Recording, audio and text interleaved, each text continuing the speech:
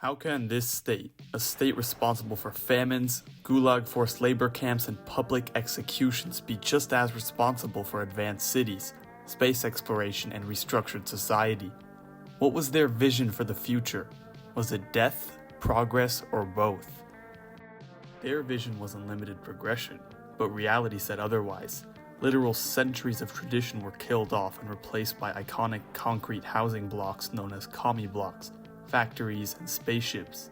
This was part of the Soviet Union's blueprint, but it came with a cost measured in millions of lives. To understand how that's possible, we have to look back in time.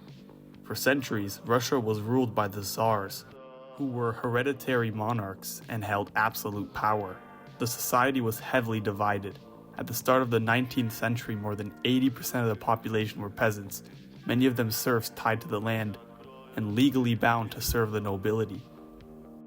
The empire's wealth and political power rested in the hands of a small aristocracy, while the vast majority lived in rural poverty. Even after serfdom was abolished in 1961, most peasants remained trapped in subsistence farming, paying redemption payments to former landlords. The empire stretched across 22 million square kilometers, which would be the biggest nation today, even though Russia already is. And it is the third biggest of all time, just behind the British Empire and the Mongol Empire. Although Russia has a very diverse population, most live in Western Russia, so it was difficult for political developments in St. Petersburg or Moscow to reach much of the countryside. In many villages, literacy rates were below 20%, and news of crises arrived slowly, if at all. For rural Russians in Siberia, Central Asia, or far north, life changed little for centuries. They worked the land, paid their taxes, and had almost no influence over imperial politics.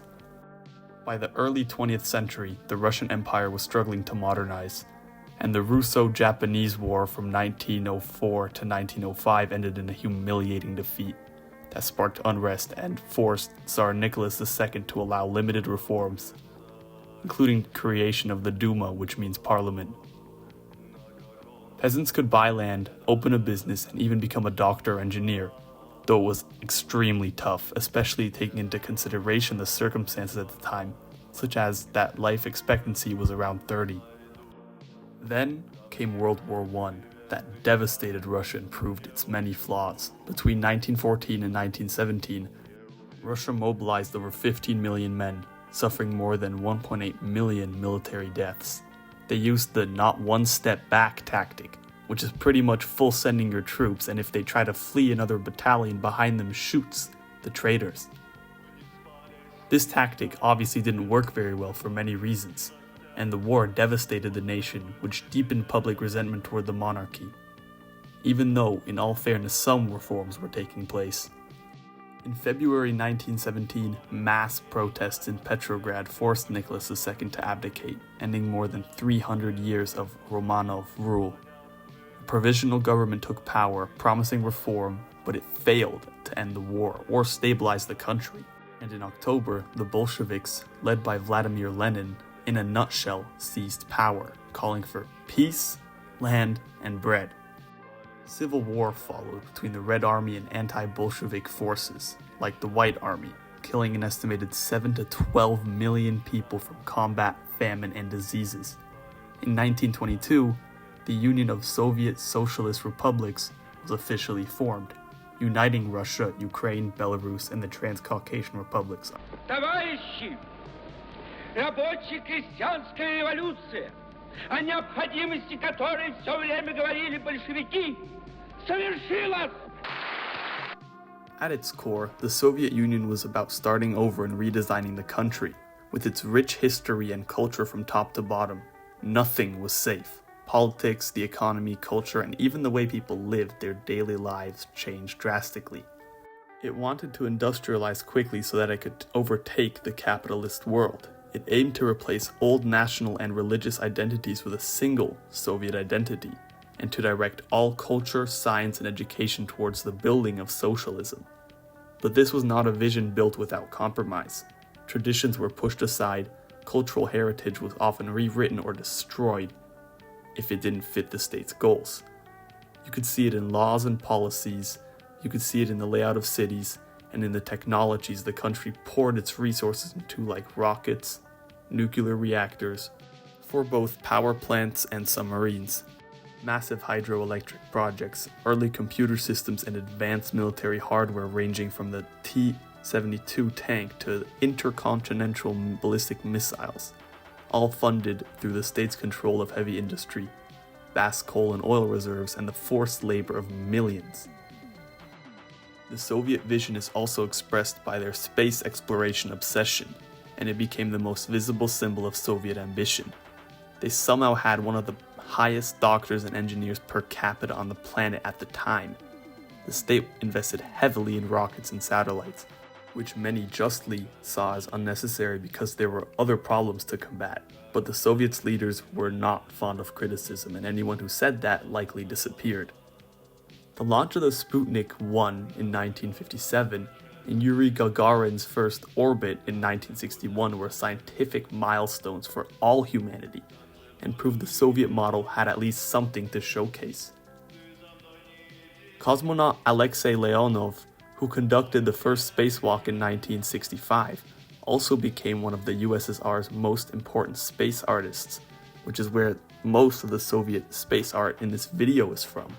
His paintings blended technical accuracy with utopian imagery, which is why these images invoke nostalgia and general interest in space. To me, they look a lot like this infamous Soviet propaganda posters. Space was a pure expression of Soviet belief that central planning and collective effort could overcome any obstacle. It was also a powerful propaganda tool, and it distracted from shortages, censorship, and repression on Earth. It showed people living in space, exploring, even enjoying the vastness of the universe.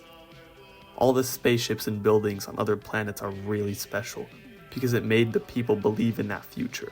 They wanted to become a part of it, and I don't blame them. Before the USSR, families worked the same land their ancestors had, celebrated the same religious holidays, and passed down customs that tied them to their communities. The Soviet Union sought to break with all of that. Stalin's government wanted to create the new Soviet person, someone who would see themselves not as a villager, a member of faith, or even as Russian or Ukrainian, but a citizen of a socialist state. This person would be disciplined, collectivist, loyal to the party, and willing to put the needs of the state above their own. They would be educated in science, trained in industry, and free from the superstitions of religion or old traditions. Education was also reshaped to produce not only skilled workers for factories, mines, and laboratories, but also loyal citizens who believed the party's version of history. Art and literature were brought under the banner of Soviet realism, which meant that they had to depict workers, factories, and leaders in a positive, heroic light. Anything abstract, critical, or experimental was treated as suspect.